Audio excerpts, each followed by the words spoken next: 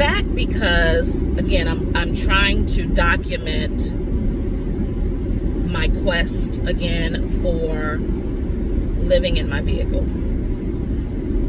Again, my deadline is July 1. So the reason for the video this morning, on my way to work as usual, is to just really discuss how I am not getting really any true support for this. And it's really disheartening. I'm getting a lot of what ifs. Are you sure? Can you do something differently? And when it all boils down to it, what I have to continue to express to people who have their own legitimate, concerns, is that I understand that they have their concerns about me wanting to do this, and that's fine. But I would rather have people support me and say, well, what can I do in order to make this happen for you, versus the doom and gloom talk of, what if you what if you do this and this happens? What if you do this and that happens? What if this doesn't happen? And so it's not good conversation. Everybody keeps saying you need to get an RV. Well, if I had RV money, I would get an RV. I don't have RV money, but what I do have is a big old SUV. And remember now, I want to stay in my SUV. First of all, because I can. Remember, my house is 1,000% paid for, but I live an hour and a half away from where I work. And the prices of gas are continuously going up. The fact that I am getting home later and later is absolutely happening. I would like to be able to spend some more downtime in the evening versus you get home, you do this, you do that, it's time for bed. And that's what has, and when I was trying to explain it to some of my staff members on yesterday, they were like, well, why don't you just stay here? Stay where? Stay here in the building. I said, are you serious? I'm not staying here in the building. Well, I mean, you just spend the night here and get up and take a bath in the bathroom and, have your clothes. And I was like, yeah. So when people start walking in and they start smelling like, what is that burning smell? Because I've done my hair in the bathroom. No. I said, it's one thing if I'm doing that because I have somewhere to go after work and I want to freshen up. That's one thing. I want to go in and do my hair and maybe retouch up my makeup. But just to stay here overnight, first of all, no, thank you. Second of all, the building is super creepy. Not because it's old, it's a brand new building, but we have those motion lights. So if you don't move in your office for a certain amount of time, your lights automatically turn off. Same thing in the hallways. Again, super creepy when you're there by yourself. Ask me how I know. I've been there by myself many a night, and as I'm sitting there, the hallway lights go out because, again, there's no movement. So I'm saying all this to say, I want to do this, of course, like I said, to save money. That is my main purpose, is to save money, to be able to live throughout the week closer to where I work and then come home on the weekend. I don't see why I see why they have concern, but I don't understand why there is so much negative talk. There's so much so much talk with these scare tactics to talk me out of it. Now, let's be 100% truthful. The only reason why I have not started trying to live in my vehicle, two reasons, well, several reasons. One, I need to put the covers and get them cut out. That's one. Two, I need a fan. And I need a fan that I can charge up and let it run either on batteries or off of the charge of the USB. Three, I got to figure out my toilet situation. I use the bathroom quite a bit throughout the night. And I shouldn't say that. I think it's a hit or miss. Like, I don't remember getting up at all throughout the night last night. At all. Not one time. But the night that I did count, it was like 3 times. There's no way. And the way my arthritis is set up, I just don't know anywhere in this vehicle that I will be able to maneuver to use the restroom. Even when I've tried to scoop my seat all the way back, there's still not enough space to put something there for me to be able to use the bathroom, because I have already researched if I'm able to have some type of I forgot what type of situation, but it's like a little porta potty, if you will. I've already researched the biodegradable bags, and then I've researched, well, I don't know exactly where to find it, but I don't think it's going to be difficult. I need to get these horse pellets, and these horse pellets will dissolve into like this grainy material, very absorbent material once you wet it and let it dry. And then what I've seen is people take whatever unit they're using the restroom in, they line it with the biodegradable trash bag, they put the sawdust like horse pellet stuff after it turns into that, they line it with that, and then that's what they use. And supposedly they were saying that you don't get the smell of the urine or whatever when you are putting it in there, because the sawdust like material absorbs it. And again, of course, if you keep the lid closed, you should be fine. And my thing is, of course, mine will be emptied every morning, but I need to be able to do it in the vehicle. So I keep watching people, especially the people who live in their cars. Like, I just don't know. Like, again, if I could maneuver well, I have this whole second area in my vehicle. The second area, I'm sorry, my passenger area, where I could do that. I could absolutely, I can't like take all my legs and stuff and go over it like that. I can't. So then I was thinking about, well, what if, because my goal of sleeping is sleeping right here. That's my goal, to sleep right here, recline all the way back, and have all of my stuff on that side.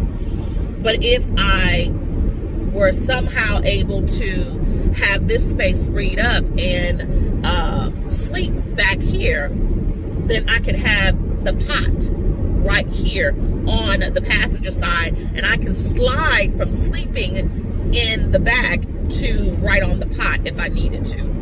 But again, I need to be a little bit more flexible, and I am not. So I ended up speaking with one of my staff members who stated that her parents have a van. So she was like, I'm really concerned, and I see you're really serious about this, and my parents are selling a van, and if you're interested, I can call and see how much. And so she called and told me the price, and I mean, I don't have $5,200. I don't have it. I don't have $5,200 to put on that. And of course, other staff members are like, well, why don't you just get an apartment up here? First of all, from what I'm understanding, the amount of money individuals pay in the town that I work in, $7, $8, $9 plus $100, which will equate to most individuals' mortgages. So if you are paying that much for rent, and then all they do is complain, they complain about the landlords are just not, they're just not keeping up the property. And so when I was asking some of the other staff members, like, why do you think? And they were like, well, they've had some bad renters. And so they jack up the prices so that they can, deter the ones who are really going to mess up the property. But then you still have those landlords that are not doing what they're supposed to do. So then they were like, well, why don't you rent out your house and rent here? I'm like, no, that's not happening. First of all, because I don't want to live in I don't want to rent out my house. Like, I want to keep my house. I love my house. And I only want to live in my vehicle part-time. I don't want to do it full-time. I just want to do it while I'm at work or for the week that I'm working. And then on the weekend, no, I could be in my own home. So I'm going to research to see where can I possibly come up with this $5,200 to get this van. And I'm hoping that at some point today she will take me to her parents' home so that I can see it, take pictures of it, and then send it out to my family and just kind of see like who's willing to help me get this van. And the good fact is that, one of the good factors rather, is that she was saying that it already has an area where I guess you can kind of move the table and push the bench together or cushions together to make a bed. And I can build out the van slowly. Why? Because I have a house, and it's not like I have to all of a sudden go full time into this van. I can do it as slowly as I need. And then I have friends that I know, if I put it out there, like, I have this van and I want to build it out. And so, you know, if I don't have money, we can barter. What do you need me to do? I can do this and you can do that. Or if I have the money, I can pay you to come and do this. Or you can teach me. How about that? So I have a nephew who's very, very, he's truly a handyman. And so I'm pretty sure if I call him that I will be able to get a lot of good information of the do's and don'ts. And he had a little bit of a side hustle with working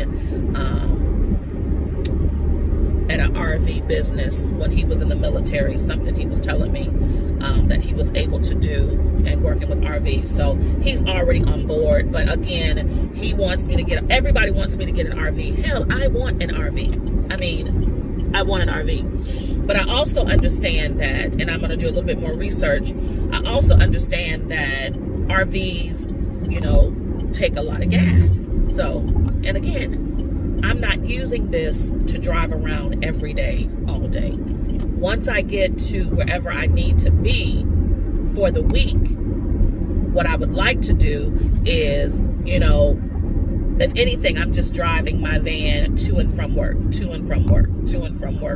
in the town that I work in. But if not, it's too many of my staff members that work there, and I can say, can you just come pick me up? They'll do it. No problem. So if I have to drive it back and forth to work in that small town, I'm still going to save so much money, because right now I'm spending over $400 a month in gas. And that's just going back and forth to work. That's not if I want to go somewhere over the weekend. That's not if I want to do something after work, because again, I'm in a band. So sometimes I don't go straight home. I go for band rehearsal.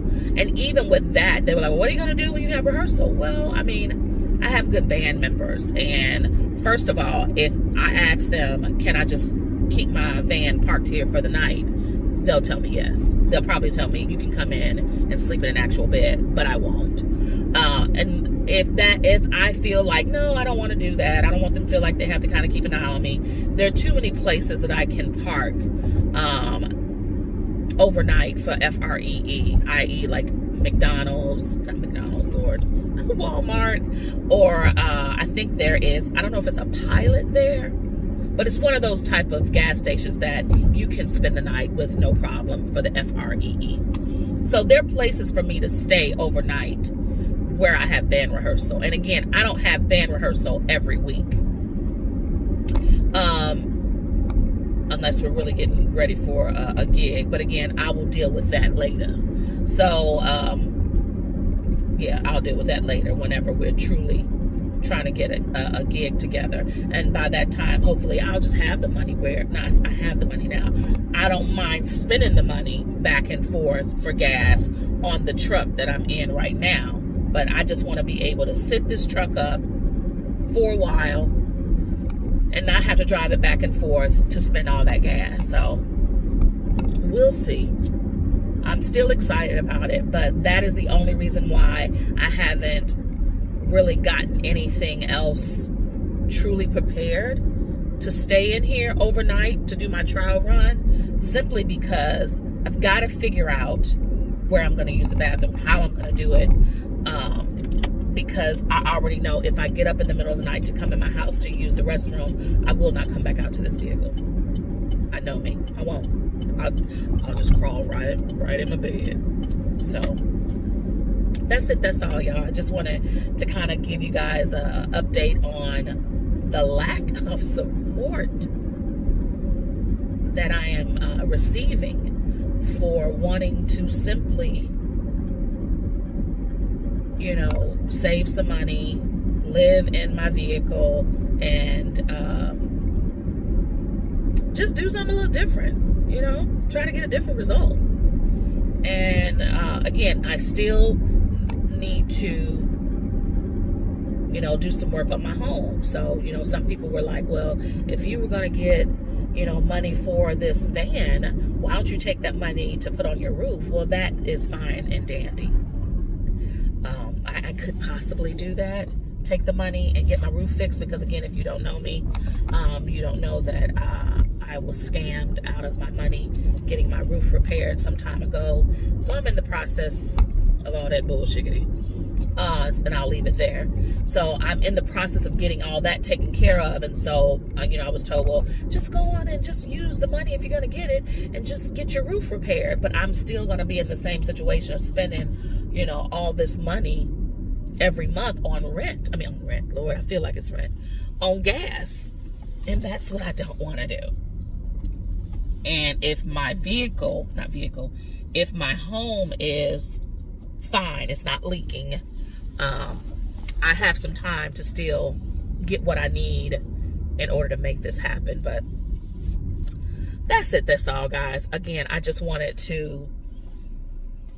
wanted to kind of touch bases to let everybody know what's going on. And again, I'm hoping that these videos make it to YouTube, because right now I'm just making or documenting them in hopes to be able to put the content out at a later date. So I haven't edited anything yet.